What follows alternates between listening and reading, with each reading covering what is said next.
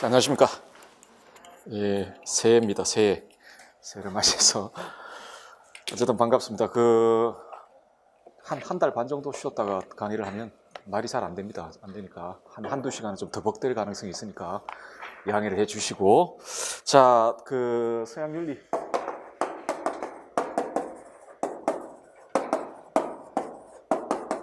1, 2월 달 강의는 동양 한국윤리로 진행이 될 겁니다. 진행이 될 거고요. 보통 뭐 첫 강의 때 오리엔테이션 비슷한 걸 하는데, 그냥 제가 작년이구나. 작년 12월 달에 합격 설명회인가? 그 영상이 있습니다. 그거 그냥 보시고 그냥 대충 확인을 하시면 될 텐데, 한 가지만 좀 말씀을 드릴게요. 이게 우리 과가 거의 내용학과죠. 그죠?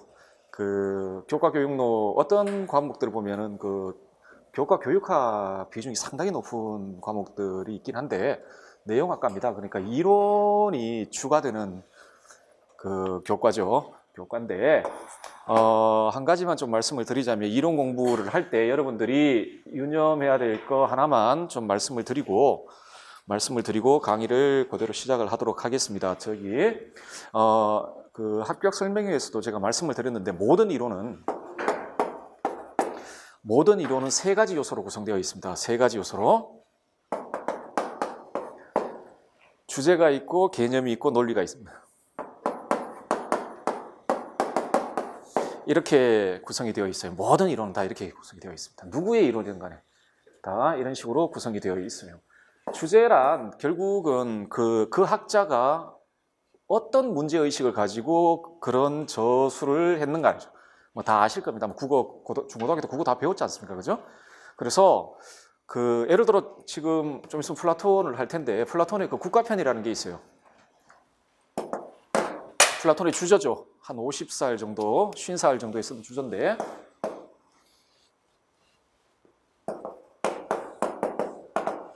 이 국가라는 대화편을 플라톤이 쓸 때 주제의식이 분명히 있었단 말이죠. 어떤 생각을 가지고 어떤 문제를 해결하기 위해 나는 이런 글을 써야 되겠다라고 했을 거 아니에요. 그죠? 그리고 이 국가편의 주제는 올바름입니다. 올바름.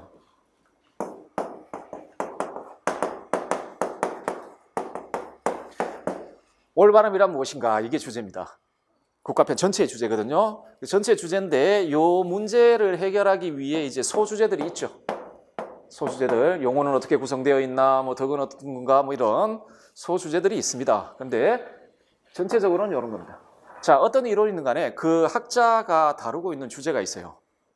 그리고 그 이론들은 그 주제의 결론을 얻기 위해 쓰여져 있는 것들이고 제시됐던 것들이거든요. 그런데 이게 우리한테 왜 중요하냐면, 이게 문제입니다. 문제. 출제가 된다는 이야기예요. 출제가, 여러분들 뭐 이렇게 기출문제 보시면 위에 묻잖아요. 물음으로 묻지 않습니까? 마음대로 막 묻는 건 아니거든요. 어떤 이론에 대해서 물을 때 결국 그 이론이 가지고 있는 중심적인 주제가 출제의 범위가 됩니다. 하기 때문에 여러분들이 이론을 공부할 때 그 학자가 도대체 무슨 주제를 다루고 있는지를 명확히 파악해야 됩니다. 무슨 주제를. 그리고 이거는 기출의 주제가 돼요.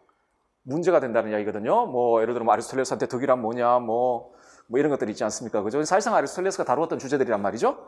자, 그래서 주제를 잘 파악하셔야 돼요. 물론 주제는 하나만 있는 게 아닙니다. 한 학자에 여러 주제들이 등장을 하고, 자, 이게 있으면 이와 관련된 이론이 있겠죠.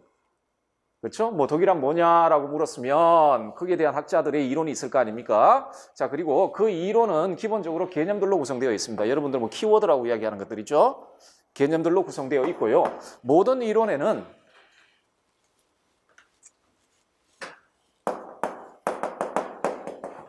소위 중심 개념들이 있습니다. 그 이론을 구성하고 있는 아주 핵심적인 개념들이 있어요. 그게 물론 복수로 존재하겠죠. 이 중심 개념들이 있고, 이 중심 개념들을 설명하기 위한 개념들이 또 존재해요. 이 개념의 의미를 설명하기 위해 동반되는 개념들이 존재합니다. 굉장히 중요한 몇 가지 개념들이 있거든요. 이 개념들을 정확히 이해하셔야 됩니다. 그리고 아시겠지만 이 개념은 반드시 의미를 가지죠. 개념은 의미를 가지고 있습니다. 어떤 개념이든 간에 의미가 있고, 학문의 발전이란 이 개념의 의미가 바뀌어 나가는 과정입니다. 개념의 의미가, 예를 들면 여러분들 동양윤리에서 예를 들어 인성 같은 거 있잖아요. 인성 같은 거 있지 않습니까? 그러면 이 인성에 대한 맹자의 관점, 뭐 순자의 관점, 나중에 그 뭐 성리학의 관점 이런 것들 있잖아요. 요 성이라는 개념에 대해서 학자들 이 개념의 의미가 변동되어 나가는 과정이 학문의 발전 과정입니다. 이게 그래서 학자들마다 동일한 개념을 사용하고 그 용어를 사용함에도 불구하고 이걸 사용하는 의미들이 달라요. 이 말은 뭐냐면 동일한 개념에 대해 서로 비교가 되고 뭐 비판도 하고 하지 않겠습니까? 자, 이 주제를 해결하기 위해 그 학자가 사용한 개념들을 명확히 이해하셔야 됩니다. 이때 개념을 이해한다는 건 개념의 의미를 이해하는 겁니다. 개념의 의미를 분명하게 이해하는데 달리 말해서 개념을 정의하는 거죠. 개념을 정의하는 거죠. 그런데 정의할 때 보면 정의되는 개념을 정의하기 위해 사용되는 개념들이 또 있어요. 소위 왜 정의하는 문장은 피정의항과 정의항이 있잖아요. 피정의항은 물론 주어 자리에 피정의항 그 안에 들어가는 개념이 있으면 정의항에 들어가는 개념들, 중요 개념들이 있단 말이죠. 자, 그런 것들을 잘 파악하시고 의미를 분명하게 하셔야 됩니다. 하셔야 되고. 자, 다음에 이게 논리라는 게 뭐냐면 그 이론은 간단하게 말하면 이론은 여러 문장들로 구성되죠. 단일 문장으로 구성되는 이론은 없습니다. 여러 문장들로 구성되죠. 그 문장들은 전부 개념으로 구성됩니다. 개념이 모여 문장을 명제를 만들잖아요. 개념들이 모여서 명제를 만들지 않습니까? 그리고 이 여러 명제들의 집합체가 이론이에요. 여러 문장들의 집합체가 이론인데 여러분들이 공부하시는 분들은 천재들입니다. 무슨 말이냐면 그 문장들 사이에 논리적 정합성이 매우 뛰어나다는 겁니다. 문장 A, 문장 B, 문장 C 뭐 이렇게 되어 있을 거 아닙니까? 되어 있고 다음에 이 주제와 관련된 결론을 낼 겁니다. 이런 식으로. 개념들로 형성된 다수의 문장들로 구성되어 있는 게 이론이거든요. 그리고 이 개념들로 구성된 다수의 문장들 사이에는 논리적 관계가 있습니다. 논리적 관계가 있는데 논리적 관계가 있다는 말은 뭘까요? 여러분들은 귀납법을 사용할 일이 없어요. 여러분들의 이론은 대부분 다 연역법을 사용할 텐데 전제와 결론이 있다는 이야기죠. 그렇죠?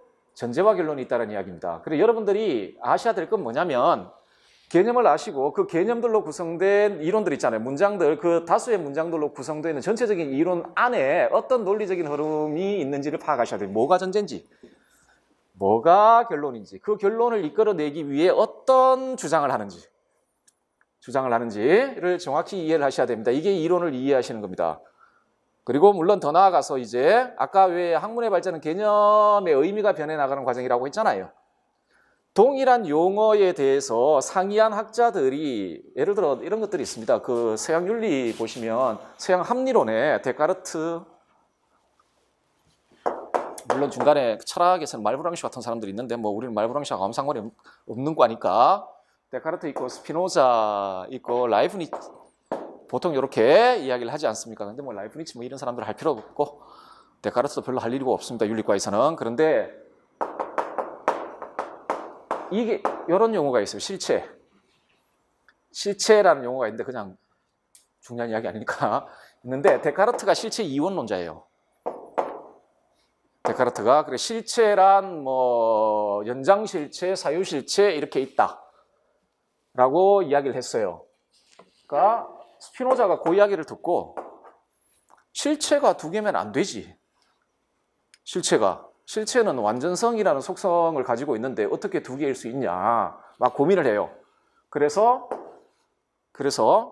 데카르트의 실체 개념을 비판을 하고 실체는 무한실체 하나밖에 없다네 라고 실체라는 이 개념의 의미를 바꿔요. 이 말은 달리 말하면 어떤 이야기가 되냐면 형이상학 이론이 바뀌어졌다는 이야기예요. 데카르트를 비판하면서. 그런데 라이프니츠한테 가면 실체는 하나가 아니야. 실체는 무한해. 원자들 각각 하나가 전부 다 실체들이고 그 원자들 그 무한한 원자들은 그 각각이 완전하다라고 주장을 해요. 그리고 소위 말하게 실체 거의 무한 실체. 다수죠. 좀 전에 그 이야기를 합니다. 실체 개념을 또 바꿔요. 이러면 형이상하게 또 바뀌어요. 학문의 이론이란 그 학문의 발전이란 그냥 뚝 떨어지는 건 아닙니다. 위에 선대의 이론들을 받아 안아가지고 비판하고 확장하고 보완하고 이러면서 발전합니다. 그러면서 개념의 의미들이 변동되어 나가요. 예를 들어 지금 우리 뭐 덕이라는 개념을 이제 볼 텐데 덕에 대한 의미가 학자들에서 이렇게 바뀌어 나간다는 겁니다. 그걸 파악하셔야 된다는 얘기예요. 비교한다는 건 그 같은 점과 차이점을 아는 거죠. 비판하고 당연히 후대학자가 비판하는 게 많겠죠. 비판하고 자 그런 시각을 좀 가지셔야 합니다. 자 그래서 제 강의가 여러분들 아마 그 보충 자료하고 개념집을 드렸을 텐데 그 보충 자료를 보시면 어떤 식으로 구성되어 있냐면 강의 내용 요약이라고 되어 있죠. 강의 내용 요약이라고 되어 있죠. 여러분 요걸 좀 드리려고 만드는 겁니다. 도대체 어떤 논리를 전개되는지 그리고 이것도 봅시다. 거기 보시면 학습 포인트라고 되어 있을 겁니다. 보충 자료에 학습 포인트라고 되어 있죠. 있는 부분은 이겁니다. 이거 적어도 요거 이 학자가 지금 뭐 예를 들어 소크라테스라면 소크라테스가 다루었던 주제가 무언지를 모아놓은 겁니다. 문제의 형식으로 모아놓은 거거든요. 그리고 아마 개념이라고 되어 있을 텐데 요거 아마 이거 있죠.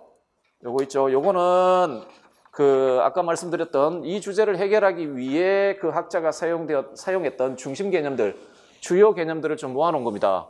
모아놓고 강의 내용 요약이라는 건 논리 전개를 좀 파악해 보려는 내용들로 구성되어 있습니다. 논리 전개. 자, 그래서 그런 식으로 자료를 좀 보시면 될 거예요. 보시면 될 거고. 자, 한 가지만 더 말씀을 드리자면 요걸 이제 충분히 이해를 하셔야 되고 플러스 충분히 암기를 하셔야 됩니다. 우린 지금 서술형 시험이기 때문에 암기를 하지 않으면 방법이 없어요. 그 주어져 있는 시간 안에 이렇게 다 써야 되지 않습니까? 그죠? 그리고 굉장히 정확하게 써야 됩니다. 해야 되기 때문에 이 방법이 없습니다. 암기를 하셔야 되고요. 다음에 충분히 이해해야 됩니다. 왜냐하면 충분히 이해하지 않으면 암기도 하기 힘든 데다가 이해가 동반되지 않으면 문제를 꼬우면은 못 써요. 마치 그냥 수학 공부하는 애들이 아무 이해 없이 공식만 줄줄 외웠다가 응용 문제 좀 까다롭게 내면은 전혀 손도 못 드는 거와 마찬가지입니다. 마찬가지예요. 이걸 충분히 이론을 이해하고 이때 이해한다는 거 주제를 이해하고 개념을 이해하고 논리를 이해하는 겁니다. 그리고 이걸 암기하셔야 돼요. 암기하셔야 되고 이건 여러분들이 해야 될 일이죠. 여러분들이 해야 될 일이고 제가 해야 될 일은 그냥 그 정보를 드리고 조금 그 용이하게 이해할 수 있도록 도와주는 역할밖에 하지 않습니다. 저는 시험 안 치거든요. 시험을 안 치기 때문에 제가 암기할 이유가 없습니다. 제가 왜 암기합니까? 뭐 하려고 안 그래도 외울 것도 많은데 어쨌든 외우고 이해하는 건 여러분들이 몫입니다. 제가 해야 될 거는 좀 용이하게 시간 뭐 이해할 때 이해하는 시간을 줄여드는 그런 역할밖에는 하지 않습니다. 저는 자 이렇게 보시면 될 겁니다. 자 그래서 이 생각을 가지고 그 공부를 좀 하시면 됩니다. 하시면 되고요. 그리고 한 가지만 더 말씀드리자면 아마 해야 될 양이 꽤 많습니다. 물론 지금까지 공부를 좀 하셨던 분도 있고 아마 첫 출발하시는 분도 있고 뭐 여러 가지 있겠지만 어쨌든 간에 이 서양, 동양, 한국 윤리만 해도 학자들이 굉장히 많습니다. 나중에 정치, 사회, 사상 가면은 또 그 이론들이 굉장히 많고 학자들도 많고 교과 교육론까지 합치면 굉장히 많은 학자들을 공부를 하셔야 되는데 이 과정을 계속 해야 된다는 겁니다. 계속 하셔야 되는데 제가 한 가지만 말씀드리고 싶은 건 이거 하다가 정말 이해가 안 될 경우가 있을 겁니다.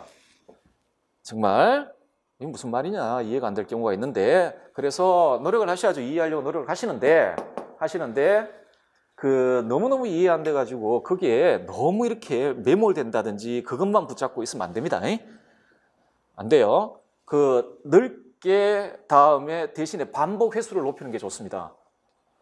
만약에 전혀 이해가 안 되면 여러분들 오답 노트 같은 거 왜 중고등학교 때 왜 수학 문제 하면 오답 노트 같은 거 만들잖아요. 그냥 오답 노트처럼 이해 안 된 부분 노트로 만들어 놓고 넘어가세요. 그냥 전혀 이해 안 되면. 근데 이게 이게 웃긴 게 인문학은 좀 웃긴데 이거 다른 거 하다 보면 이해돼요. 할 때가 있습니다. 다른 걸 하다 보면 예를 들어 데카르트가 이해가 안 돼요. 근데 스피노자 하다 보면 이해가 될 때가 있어요. 아, 그래서 데카르트가 뭐 이런 그런 경우가 있거든요. 그래서 그냥 그 반복 횟수를 높인다라고 생각하시는 게 나아요. 영 안 되면 그냥 암기하는 게 나아요. 하고 그냥 넘어가 버리세요. 넘어가 버리고 뭐 오답 노트 비슷하게 옆에다가 이해가 안 됐던 지점이 있잖아요. 근데 정확히 여러분들 뭘 하셔야 되냐면 무엇 이해가 안 되는지를 정확히 알고 넘어가셔야 돼요. 도대체 왜 이해가 안 되는지, 무엇가 이해가 안 되는지는 알고 넘어가셔야 된다는 이야기입니다. 그래서 그걸 반복을 하다 보면은 분명히 알게 되는 때가 옵니다.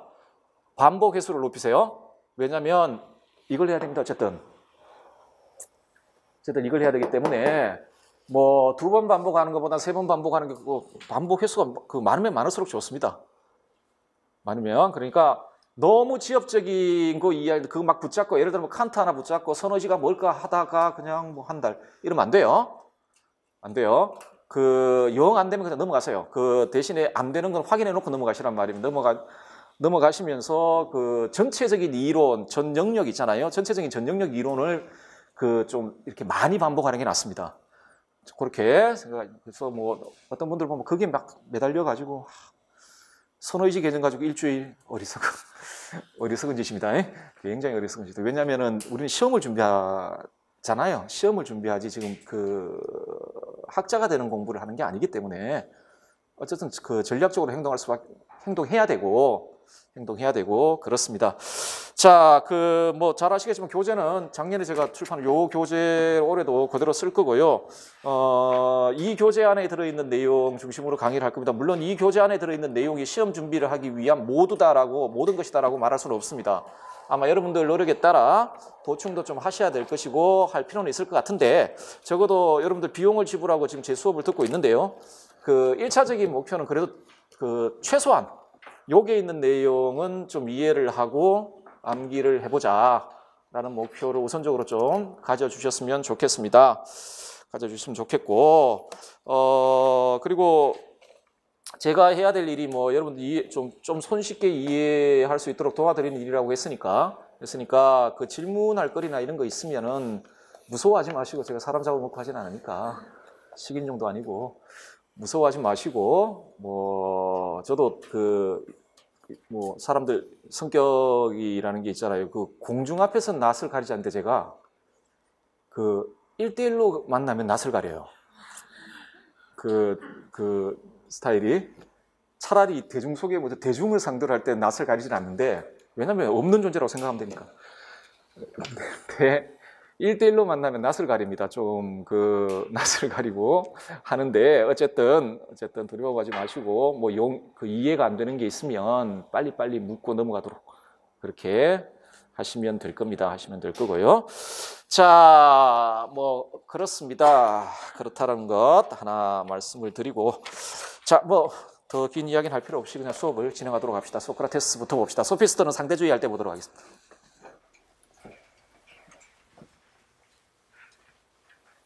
여러분들 수업하실 때는 그 교재 제2 교재 안에 그 원문들이 좀 이렇게 실려져 있습니다. 제 생각이 아주 대표적인 원문이라고 생각해서 실었거든요. 근데 수업 시간에 읽지는 않을 겁니다.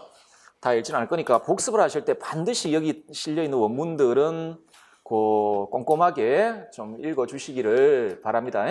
꼼꼼하게 읽어주시길 바라고요. 자, 소크라테스부터 하고 수업은 여러분 보충 자료의 그 강의 내용 요약이라는 그 부분 있죠?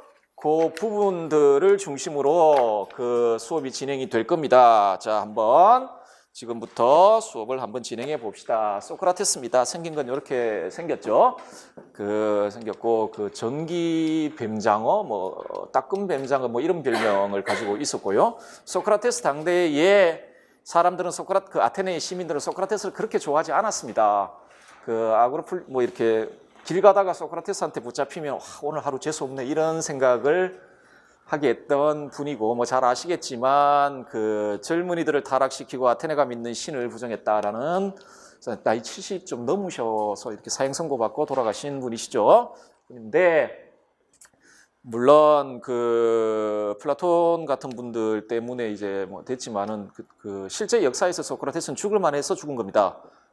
이 소크라테스 제자들이 아테네 민주정을 파괴했어요. 파괴했고 그 매국노가 많아요. 스파르타 이런 데를 망명해가지고 아테네의 비밀 다 불어버리고 뭐 그런 친구들이 꽤 있습니다. 꽤 있어서 죽을만 했습니다. 죽을만 했거든요. 물론 소크라테스가 그런 건 아니죠. 제자가 잘못했는데 왜 스승이 죽어야 되냐 이렇게 생각하면은 뭐 좀 그렇긴 하지만 너무 심한 제자들이 많았어요. 그 아테네를 외국에 이렇게 팔아먹은 거의 매국노 같은 제자들이 소크라테스 제자들이었습니다. 했기 때문에 뭐 거의 정치적인 죽음이라고 봐야 되죠. 봐야 되는데 자 어쨌든 간에 그럼에도 불구하고 서양 윤리학의 출발점이자 서양에서는 뭐 거의 반신반인 대접을 받고 있는 분이고 제 생각에도 굉장히 뭐 이론적인 측면뿐만 아니라 삶 자체가 굉장히 경건했던 사람이고 자기가 했던 말은 지키려고 노력했던 그런 분입니다. 자, 지금부터 볼 텐데 소크라테스 이론에서 가장 중심적인 건 자, 소크라테스가 평생 탐구했던 것. 아까 왜 주제가 중요하다고 했지 않습니까? 평생 소크라테스가 고민했던 건 뭐냐면 자, 이게 윤리학이 이제 중심 주제로 등장합니다. 좋은 삶이란 뭐냐네.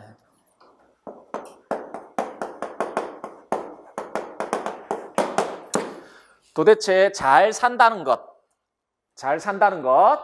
좋은 삶,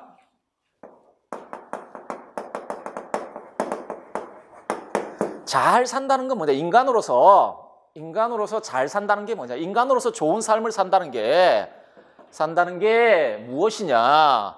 무엇이냐가 되겠죠. 자, 그러면은 이 문제를 해결하려면 어떤 개념이 해명이 돼야 되냐면 이게 해명이 돼야 됩니다. 좋은 삶이란 무엇이냐라고 물었잖아요. 그럼 도대체 좋다라는 게 뭐냐? 좋은 삶이 무엇이냐라는 말을 저 물음에 대답을 하기 위해서는 인간으로서 좋은 게 뭐냐라는 걸 해명을 해야 될 거 아닙니까? 그죠? 좋음이 뭐냐? 달리 이야기하면 이게 뭐냐 이게? 인간으로서의 선이 뭐냐? 자, 이게 소크라테스가 던졌던 중심적인 주제입니다. 그리고 이 문제를 해결하면서 핵심적인 이론이 되었던 게 지덕일치설입니다.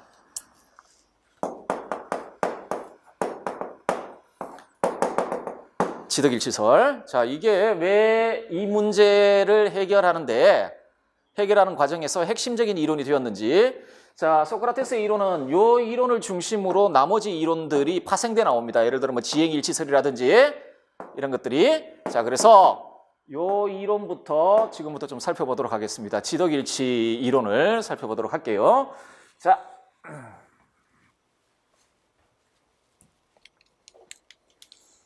자, 일단은요. 요 말의 의미부터 좀 살펴볼게요. 지덕일치라는 말의 의미부터 살펴보는데 요 일치라는 말 있죠? 일치라는 말은 정확히 어떤 말이냐면 이 말입니다. 동일성이라는 말입니다. 동일성. 그러니까 치하고 덕은 다른 건데 어떻게 노력해서 얘가 합쳐진다라는 말이 아니고 요 개념하고 그러니까 지식이라는 말과 덕이라는 건 같은 것이다. 이게 지덕일치입니다. 지식과 덕은 같은 것이다. 그 본질에 있어서 지식과 덕은 같은 것이다. 그래서 요 일치라는 말은 동일성이라는 말입니다. 지덕은 동일한 것이다 라는 말이거든요. 자, 그러면 요게 소크라테스의 일종의 결론이죠. 치와 덕의 관계와 관련된 결론인데 이 결론을 어떤 방식으로 이끌어내는지를 지금 살펴봐야 된다는 거예요. 어떤 방식으로 이끌어내는지를 살펴보는데 요 결론을 이끌어내는 그 논리가 가장 잘 나타나 있는 게 플라톤의 그러니까 대화편 중 메논편입니다. 메논편에 요 논리가 가장 정치하게 그러니까 잘 정리되어 나타나 있습니다. 한번 그 논리를 따라가 볼게요. 자, 메논편에서는 그 소크라테스하고 메논이 대화를 하는데 그 메논이 먼저 소크라테스한테 질문을 던져요. 무슨 질문을 던지냐면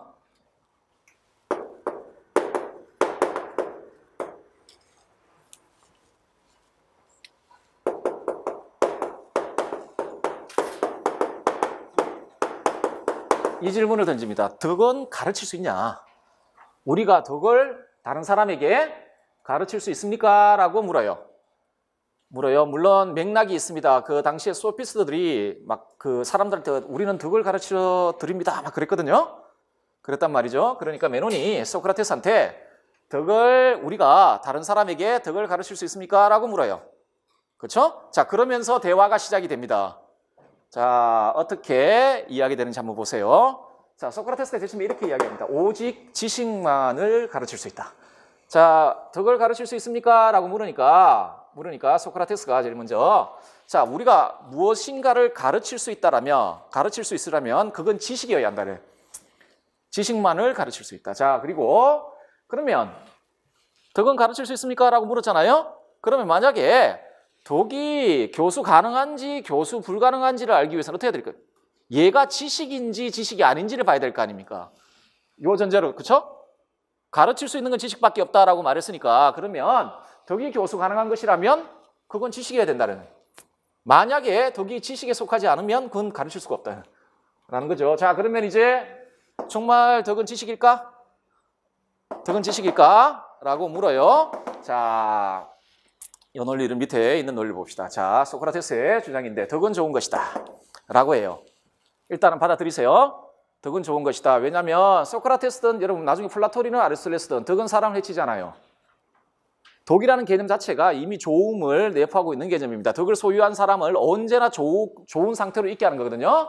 자, 그래서 덕은 좋은 것이에요. 덕은 그 덕을 소유하고 있는 사람을 언제나 좋은 상태로 있게 하는 게 덕이에요. 그런데 자, 좋은 건 유익하죠. 그 사람에게 유익한 것이겠죠. 유익한 것인데 그래서 덕은 유익한 거예요. 덕은 좋고 유익한 것이죠. 자, 그런데요. 여기서 한번 설명을 드릴게요. 자, 돈은 여러분한테 좋고 유익한 것입니까? 아닙니까? 돈 좋죠. 돈 좋습니다. 돈 좋아요. 그런데 돈이 사람을 해칠 수 있습니까? 없습니까? 돈 때문에 폐가 망신하는 사람들은 많죠. 뭐 로또 같은 거 됐는데 인생 망가지고 하는 애들 좀 있잖아요. 그죠? 그렇죠? 권력 좋습니까? 그런데 권력이 사람을 해치는 경우가 있죠. 그래서 뭐 돈이라든지 권력 이런 것들은 그 자체로는 좋지도 나쁘지도 않다. 선도 아니고 악도 아니다. 아니죠. 자, 요거는 뭐 그 외적인 거니까 우리 내적인 거, 정신 내적인 거 한번 볼까요? 예를 들어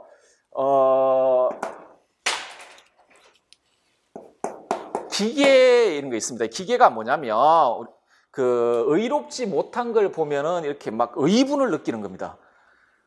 자, 그걸 잘 타고난 사람들이 있습니다. 왜 우국하는 사람들이 있죠? 그렇죠?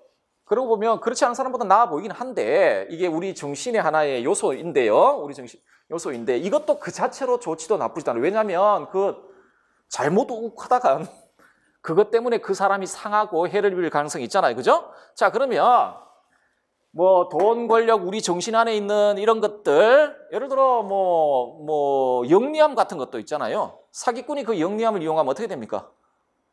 자기 자신뿐만 아니라 다른 사람한테 굉장히 큰 그 해를 입히지 않습니까? 영리함 같은 경우도. 자, 이런 것들은 그 자체로 좋지도 나쁘지도 않아요.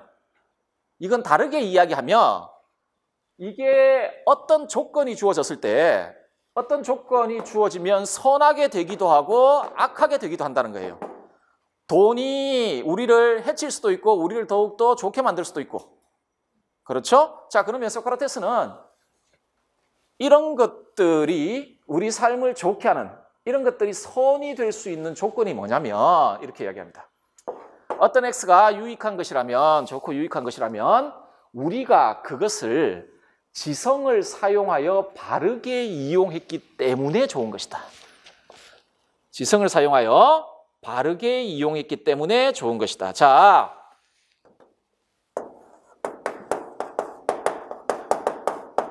돈이 우리 삶을 유익하게 만들 수 있기 위해서는 우리가 돈을 바르게 이용해야 됩니다. 그렇죠? 돈을 바르게 이용해야 되죠. 권력이 나와 우리 사회 공동체에 있는 사람들의 상태를 더 좋게 만들기 위해선 그게 바르게 이용돼야 되죠. 여러분들이 가지고 있는 체력이 있다 칩시다. 그 체력 가지고 약한 애들 때리고 이러면 안 되죠. 그렇죠? 그걸 바르게 이용해야만 좋은 것이 되죠. 그런데 이때 바르게 사용하기 위해서는 무엇이 올바른지에 대한 판단이 선행해야 되지 않겠습니까? 돈을 어떻게 써야만 바르게 사용하는 것인지, 권력을 어떻게 사용해야만 바르게 사용하는 것인지. 그렇죠? 자, 그건 우리 정신기관들 중에 무엇이 하겠습니까? 그런 판단은. 모든 판단은 이성이 하는 겁니다. 모든 판단은 이성이 하는 것이죠. 자, 그래서 이 지성 혹은 이성을 통해 요걸 바르게 이용했기 때문에 유익하고 좋은 게 돼요. 달리 이야기하면 그걸 지혜롭게 사용했기 때문에 우리에게 좋고 유익한 것이 된다는 이야기입니다. 자, 정신적인 것에 속하는 것도 마찬가지입니다. 아까 말씀 영리함이라든지 기계라든지 이런 것도 마찬가지예요. 우리 안에 그런 것들이 있는데 그런 것, 예를 들어 여러분 잘 참음 같은 거 있죠. 잘 참는 성향 있잖아요. 그런데 그거 예를 들어 인내 있죠. 인내. 여러분들 한국은행 틀려면 인내가 있어야 됩니까? 없어야 됩니까? 한국은행 틀려면 어마어마한 인내가 필요합니다. 어마어마한 인내가 필요해요. 사기꾼들 기획자 가지고 한 사람 재산 다 이렇게 말아먹을 때 그 과정에서의 엄청난 인내, 자기의 욕구도 드러내지 않아야 되고 필요하죠. 그렇죠? 그런 정신적인 것들 있잖아요. 그 자체로 좋거나 나쁘지 않아요. 선하고 악하지 않다는 이야기예요. 그것들도 우리가 지성을 사용하여 바르게 이용할 때에만 좋은 것이 된다. 좋은 것이 된다. 자, 여러 가지 덕들 있죠. 용기라든지 절제라든지 이런 것들 있잖아요. 이건 뭐 다 내면적이고 정신적인 것이죠. 자, 빛에 덕은 정신적인 것에 속하는 것이고 아까 전제가 하나 뭐였습니까? 그냥 받아들이세요. 덕은 소크라테스의 전제잖아요. 여러분들 아까 왜 주제 있고 이해 개념 있고 논리가 있다 그랬잖아요. 여러분들은 지금 학문을 하지 않기 때문에 어떤 시점에서는 그 사람들이 전제 그 학자가 전제로 사용하는 걸 그냥 오케이 하고 받아들여야 돼요. 예를 들어 나중에 중세 같은 데 가면 완전한 선은 신이다 하잖아요. 이거 막 공부하면서 왜 신이 완전하냐? 그럴 필요 없어요. 그냥 그런 거 그냥 받아들여야 돼요. 그냥 그래. 나중에 시험 끝나고 난 다음에 신은 완전하지 않아 이런 나중에 이야기하시고 그 논리는 어느 시점에서는 중단해야 됩니다. 어느 시점에서는. 자, 덕은 좋은 거예요. 자, 그런데 보세요. 덕은 정신적인 것에 속하죠. 용기, 절제 다 정신적인 거 아닙니까? 그리고 아까 전제에서 보지만 덕은 좋고 유익한 거예요. 자, 그러면 덕이 정신적인 것에 속하고 좋고 유익한 거라고 했잖아요. 그러면 왜 이게 좋고 유익한 것이 되겠습니까? 지성에 의해 바르게 사용됐기 때문에 그렇습니다. 지성을 통해 바르게 사용됐다. 달리 말하면 이런 겁니다. 덕은 정신적인 것이 지식 혹은 이건 지성에 의해 파악되는 것이죠. 이성에 의해 파악되는 것이죠. 지식 혹은 지혜에 따라 바르게 이용된 것, 이게 덕입니다. 정신적인 것이 소크라테스는 심리, 그러니까 우리 마음에 대한 분석을 거의 하지 않습니다. 지금 플라톤이나 아리스토텔레스 가면 우리 마음이 어떤 구조로 되어 있는지를 분석을 하거든요. 이런 거죠. 요거를 플라톤이나 아리스토텔레스와 관련해서 플라톤과 관련해서 설명을 드리자면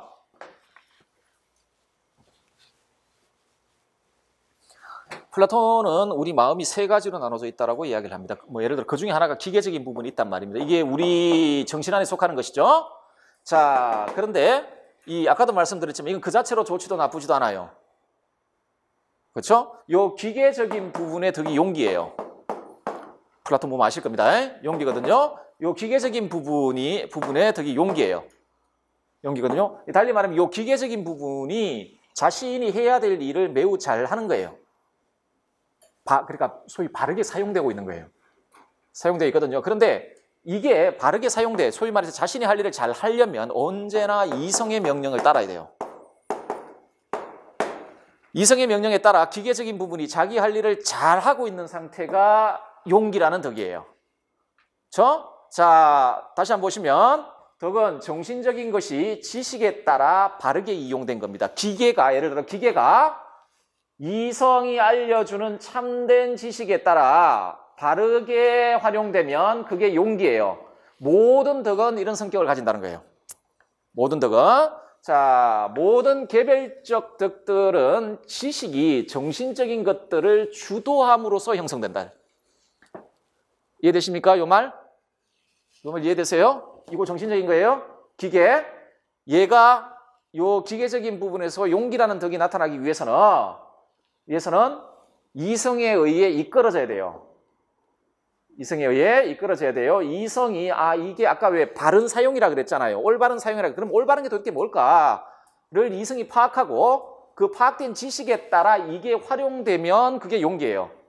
다시 보시면 모든 개별적인 덕들은 지식이 정신적인 것들을 주도함으로써 형성되기 때문에 지식은 개별적 덕의 본질이 돼요. 자, 용기, 절제, 어떤 게 있을까요? 수많은 덕들이 있겠죠. A라는 덕, B라는 덕, C라는 덕, D라는 덕 등등 있을 거 아닙니까? 자, 얘네들은 소크라테스에서 관점해 봤을 때 얘네들은 전부 다 정신적인 것이 지식에 따라 바르게 이용된 거예요. 얘네들의 본질은. 그러면 얘네들의 공통 본질이 뭐냐면 지식이라는 거예요. 지식. 자, 그래서 개별적인 덕들은 모두 지식에 속한다. 지식이라는 공통의 본질을 가지고 있다는 겁니다. 지식이라는 공통의 본질. 절제도 지식에 의해 형성되는 것이고 용기도 지식에 의해 형성되는 것이고 자, 공통적인 본질을 가지고 있다. 지식이. 그 덕들이요. 자, 따라서 아레테는 덕은 지식입니다. 에피스테메는 아니죠. 아레테가 에피스테메. 아레테는 에피스테메입니다. 덕은 지식이다. 자, 요 말의 의미입니다. 덕은 지식이다라는 말의 의미가 뭐냐면 덕은 지식이다라는 말의 의미가 뭐냐면 모든 개별적 덕들은 정신적인 것이 지식에 의해 바르게 사용된 것들 될 것이고 따라서 모든 개별적인 덕들은 지식에 의해 형성되는 것이고 그것들의 공통 본질은 지식입니다. 이게 맨홈편에서 독과 그 지덕일치의 논리입니다. 이게 결론. 자, 요걸 잘 파악해 두시고요. 자, 그런데 요게 맨온의 논리거든요. 맨온의 논리인데 여전히 우리가 조금 궁금해하는 게 요 결론을 조금 더 보강을 할 필요가 있어요. 좀 더 분명하게 이해할 필요가 있거든요. 이해를 하려면 요 전제들에 사용되어 있던 개념들을 조금 더 구체화할 필요가 있어요. 덕은 좋은 것이다 이런 식으로 이야기를 했지 않습니까? 그럼 도대체 덕이라는 게 뭐길래 좋은 걸까? 덕이라는 게 뭐길래 좋은 걸까?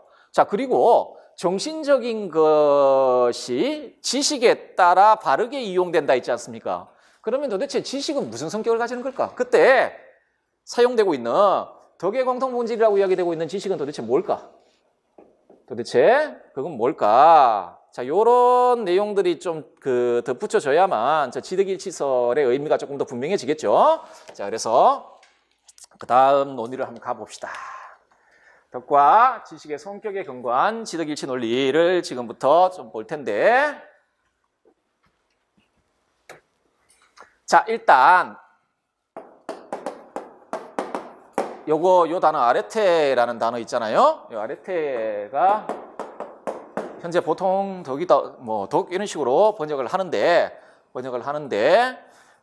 요새 나와 있는 플라톤이든 아리스토텔레스든 간에 그 원서들 번역된 원서들을 보시면 요걸 덕으로 번역하는 건 거의 보지 못할 겁니다. 이 아레테라는 고대 히라버를 보통 훌륭함이나 탁월성으로 번역을 할 겁니다. 자, 이 이유가 있습니다. 왜 그 전문학자들이 이걸 이렇게 잘 번역을 하질 않고 올해 문제도 보니까 절제 탁월성 이런 식으로 되어 있던데 훌륭함이나 탁월성이라는 용어를 사용해서 번역을 할까? 그 이유가 있어요. 고대 그리스에서는 이 아레테라는 단어가 우리가 생각했던 것만큼 그렇게 그 도덕적인 의미가 없어요. 이건 굉장히 일반적인 용어였어요. 굉장히 일반적인 용어였어요. 어떤 의미냐면, 어떤 용어냐면 이런 겁니다. 보통 우리 독이라고 그러면 어떻습니까? 보통 개나 고양이나 집에서 뭐 개, 고양이, 바퀴벌레, 바퀴벌레는 안 키우죠. 그 자기가 그냥 스스로 크죠. 그런데 걔네들 보고 독이 있다 이야기 안 하죠. 보통 인간에게 이렇게 덕이 있다라고 이야기를 하는데 당시 그리스인들은 아레테라는 용어를 모든 사물에 사용했어요. 하기 때문에 저걸 독으로 번역하면 그 뉘앙스가 잘 살질 않아요. 이것도 아레테가 있어요. 이것도 아레테가 있고 이것도 아레테가 있어요.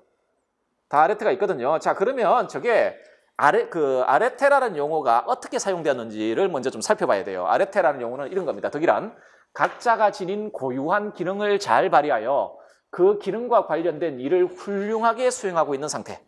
자, 모든 존재자입니다. 모든 존재자들은 본질을 지녀요. 모든 존재자들은 본질을 지니는데 이 본질이라는 말은 좀 가장 쉽게 이야기하자면 그 존재가 그렇게 존재하게 만드는 거예요. 그리고 그 말은 달리 이야기하면 A라는 존재와 B라는 존재를 구분해 주는 겁니다. 우리가 이것하고 이걸 구분하죠. 이건 보통 뭐라 그러죠? 이걸 강단이라 그러나요? 이거 뭐라 그러나? 이거는 책상이라 그러죠. 그렇죠? 우리는 이걸 구분하죠. 구분하는 이유는 얘하고 얘가 본질이 달라서 그래요. 본질이 달라서 그래요. 무슨 말인지 아시겠죠? 그 본질이라는 말은 그런 말은 그것이 없으면 그 존재도 없는 겁니다. 그것이 없으면 그 존재도 없는 것. 그게 본질이거든요. 자, 그런데 그래서 본질이라는 건 결국 존재자들을 구분해주는 어떤 기준이 돼요. 인간은 인간으로서의 본질을 가지고 있기 때문에 개와 구분되지 않습니까? 고양이와 구분이 되고. 자, 그런데 재미난 건 요 본질 개념을 기능 개념으로 설명을 해요. 기능. 에르고니는. 자, 이 말이 무슨 말이냐면 이것하고 이게 본질이 다르다라고 했죠. 이것하고 이게 본질이 다른데 그 본질이 다르다라는 말이 어떤 의미를 가지냐면 각자의 고유한 기능이 다르다는 말이에요. 본질이 다르면 기능이 다르다는 얘기예요. 이건 이것의 기능이 있죠. 이건 이것의 기능이 있잖아요. 책상은 책상으로서 가지고 있는 다른 것은 해내지 못하는 기능이 있어요. 그게 그 존재의 본질이라는 이야기예요. 그렇죠? 자, 그러면 기능이 있으면 이 기능과 관련되어 있는 해야 할 일이 있어요. 기능이 있는 곳엔 이 기능과 관련되어 있는 해야 할 일, 소위 그 구실이 있어요. 뭐 다움, 책상 다움. 책상이 책상답다라는 이야기는 뭐죠? 책상이 책상답다. 우리가 왜 이건 훌륭한 책상이네 이렇게 이야기를 하죠. 아레테가 있는 책상이네 라는 말이에요. 무슨 말이에요? 어렵게 이야기하면 자신의 본질을 잘 구현하고 있네 라는 말인데 책상이 자기 자신의 본질을 잘 구현하고 있다는 말은 뭐예요? 공부할 때 제 기능을 확실하게 발휘하고 있다는 거죠. 그런데 여기 막 깨지고 막 움푹 파이고 이러잖아요. 그럼 그 책상에 앉아 공부하다 굉장히 힘들죠. 이건 달리 이야기해서 아레테가 없는 책상이에요. 무슨 말이냐면 제 기능을 못하는 거예요. 제가 해야 될 일을 못하는 거죠. 그렇죠? 자, 덕이란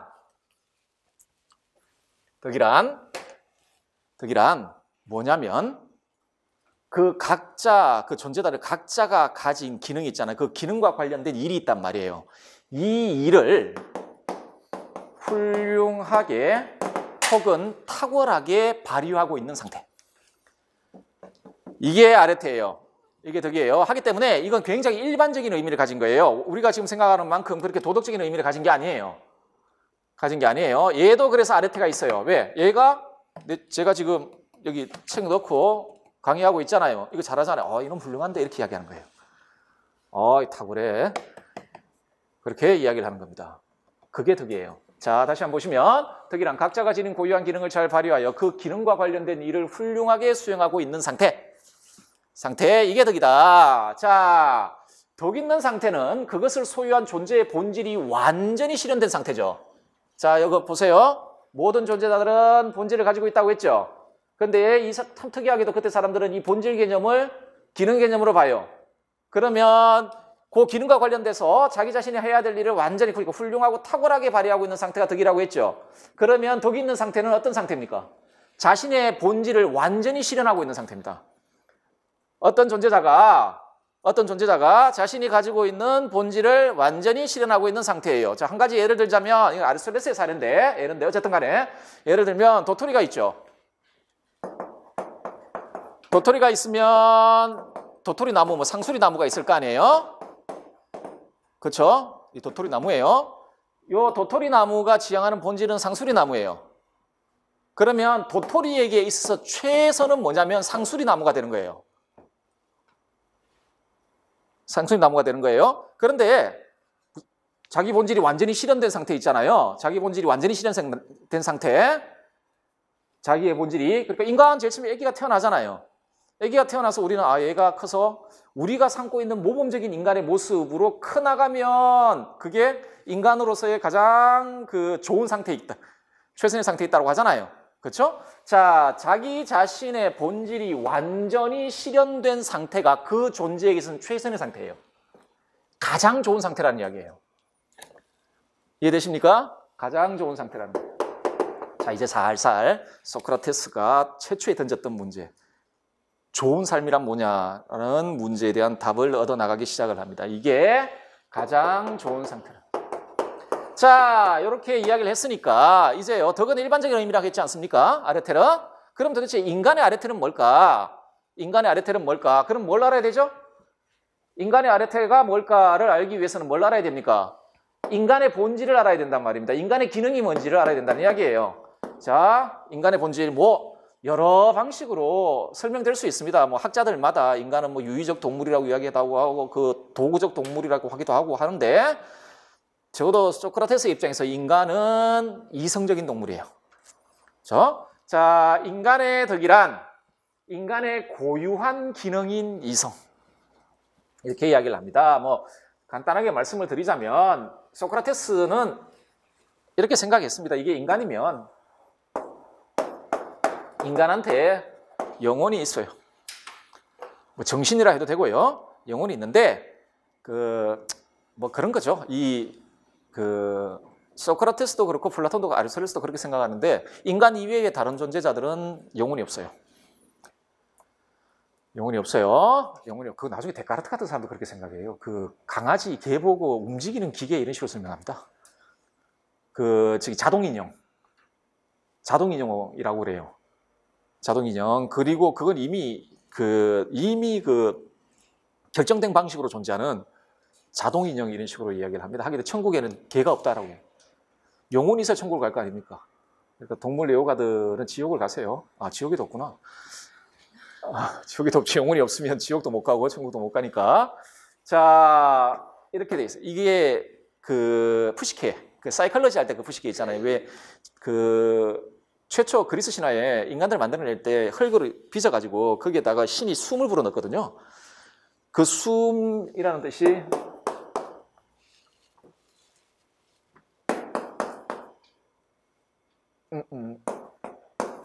푸시케입니다. 이게 사이컬러지 할 때 어원입니다. 이게 원래 뜻은 숨입니다. 숨, 후 이렇게 부르는. 근데 신이 이렇게 코에다가 이렇게 후 불어넣었어요. 그게 우리 영혼이 된 겁니다. 영혼이 된 거거든요. 다른 동물은 안 돼요.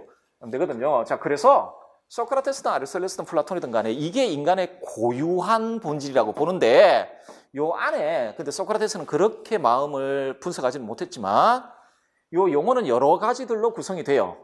나중에 아리스토텔레스 보면은 욕구하는 부분, 식물적인 부분 이렇게 나오는데요. 어쨌든 간에 요 안에 이 영혼 안에 들어있는 이성이 있어요. 영혼 안에. 여러분 아시겠지만 정신은 기능이에요. 다 작용을 하는 겁니다. 감각이라는 거 딴 게 아니죠. 감각 작용을 하는 것이죠. 이성도 이성적인 작용을 하는 것 아닙니까? 그죠? 자, 요 안에 이성 있는데 이게 인간을 다른 존재자들과 구분시켜주는 인간의 기능이라고 보는 거예요. 본질론이라고 보는 거죠. 본질이자 인간의 고유한 기능이죠. 기능이라는 거죠. 그리고 아까도 말씀드렸지만 기능이 있는 곳에는 언제나 그 기능과 관련되어 있는 구실, 일이 있어요. 자, 이성이 인간만의 고유한 본질이다. 인간만이 가지고 있는 고유한 기능이다라고 했으면 그 이성이 해야 될 일이 있겠죠. 이성이 하는 일이 있을 거 아니에요. 자, 어쨌든 간에 본질인 이성, 자, 고유한 기능인 이성이 자신의 일을 훌륭하게 수행하고 있는 상태, 이게 인간의 아르테예요. 자, 상태로서 이 상태는 최선의 삶을 영위하는 데 필요한 참된 지식과 기술을 소유함으로써 인간으로서 좋음을 실현하고 있는 상태, 따라서 덕은 좋고 유익한 것인데, 자, 이것과 관련해서 한번 볼게요. 그 밑에. 그렇다면 요 이야기가 나오죠. 이성이 해야 하는 일이 뭐냐면, 자, 인간의 고유한 기능은 이성이에요.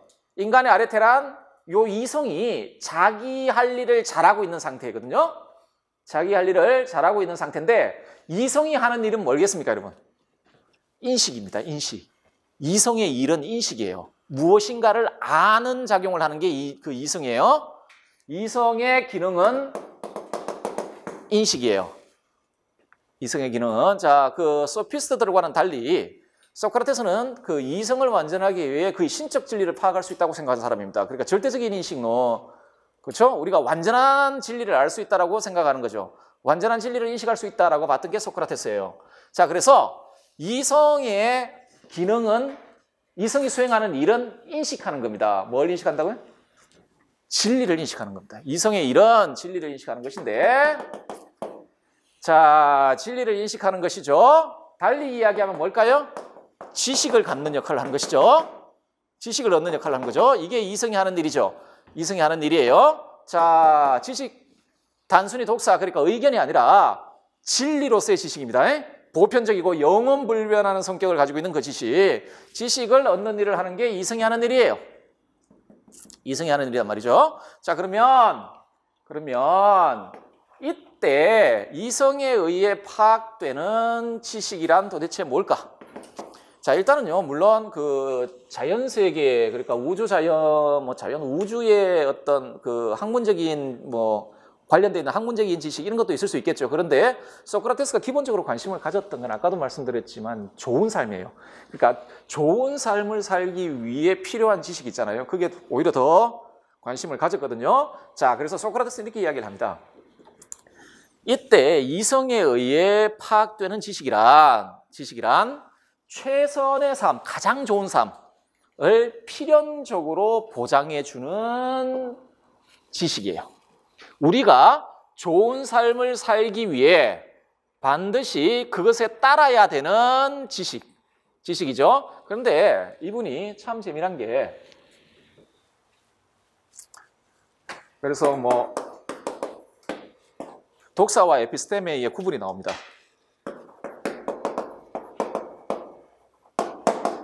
독사는 의견 이렇게 번역하고, 요거는 이제 지식, 참된 지식이죠. 그런데 이건 근거가 없는 것들이에요. 근거가 없는 것이고, 자, 요 에피스테메가 이성에 의해 파악된 그 진리죠. 참된 지식이거든요. 그런데 이분의 글을 보면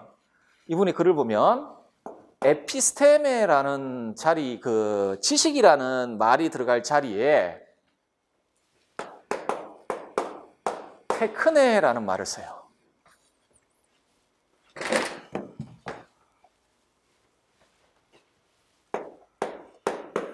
지식이라는 말이 들어갈 자리에 기술이라는 말을 써요. 요 단어하고 요 단어를 막 이렇게 혼용했어요. 테크네, 테크놀로지 할 때 그거예요. 기술.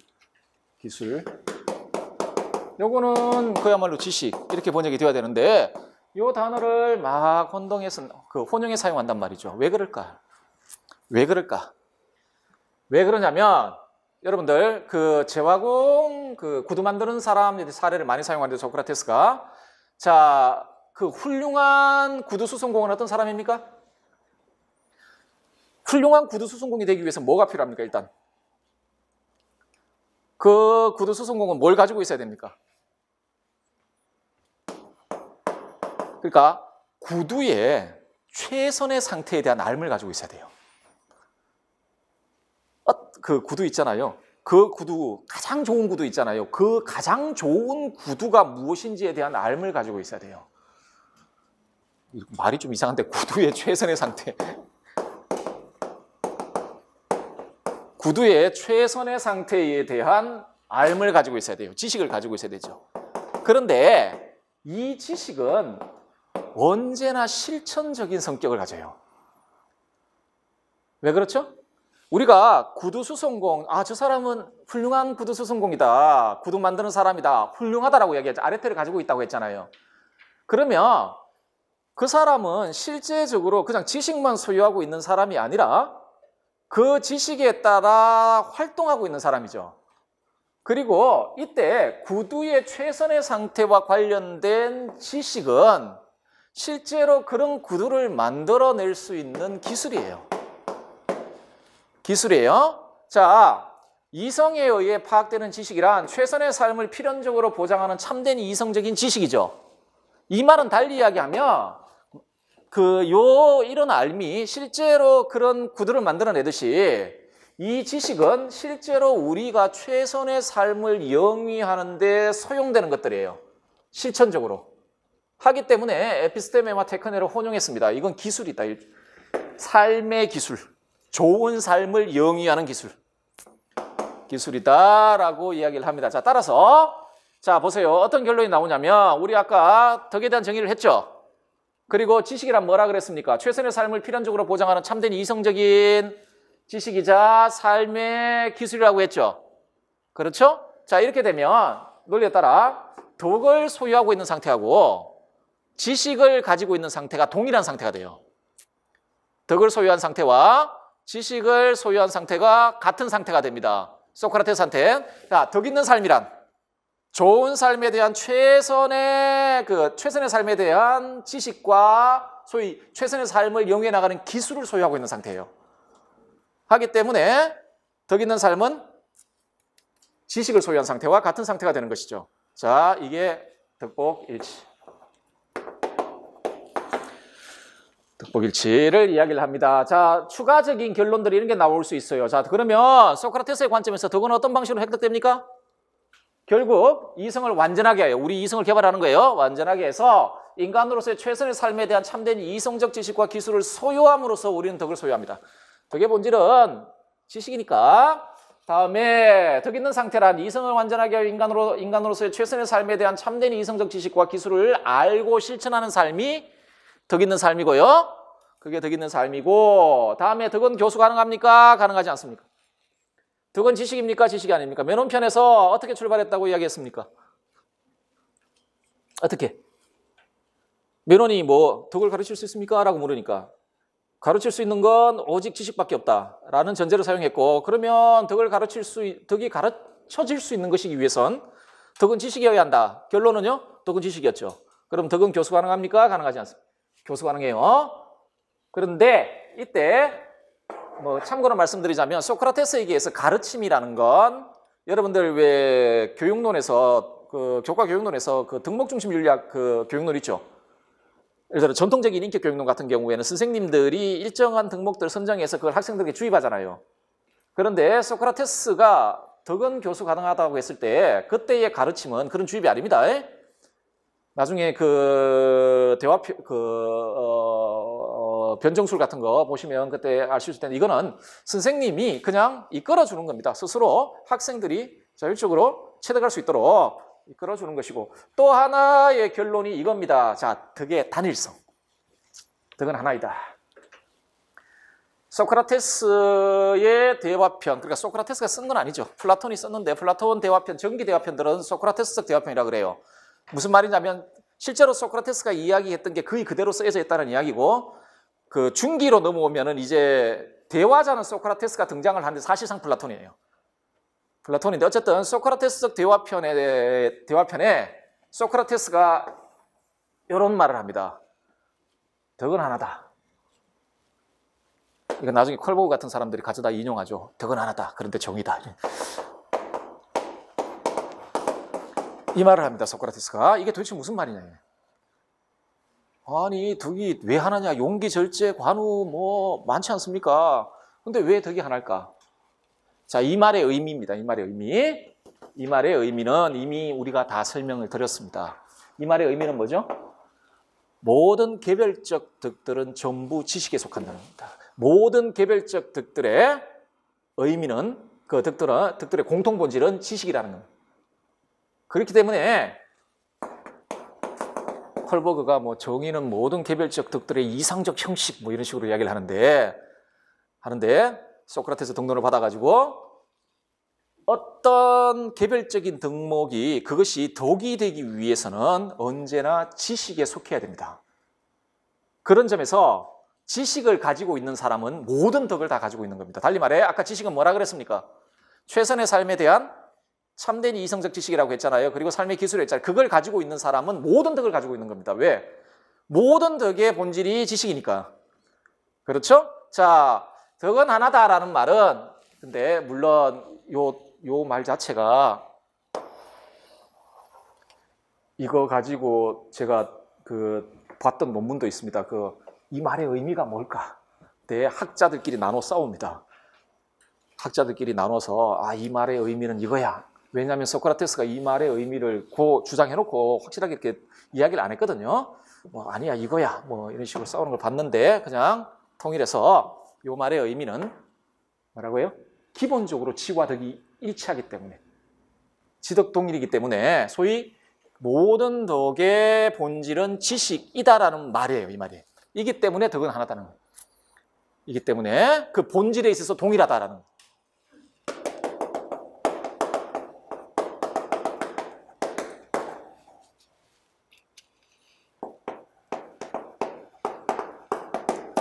이 말이에요. 모든 개별적인 덕들은 그 본질에 있어서 동일하다. 동일하다라는 말이에요. 그 본질에 있어서 동일하다. 자, 그래서 덕의 단일성을 주장을 합니다. 덕은 하나다라는 말을 주장을 한다. 이해되십니까? 지덕일치. 왜 지와 달리 이야기하면 지식을 소유한 상태와 덕을 소유한 상태가 동일한 상태인지 이해되시죠? 자, 보통 이 수업은 한 1시간 정도 하고 10분 정도 쉬는 그렇게 진행이 될 겁니다. 자, 좀 쉬었다가 보도록 합시다.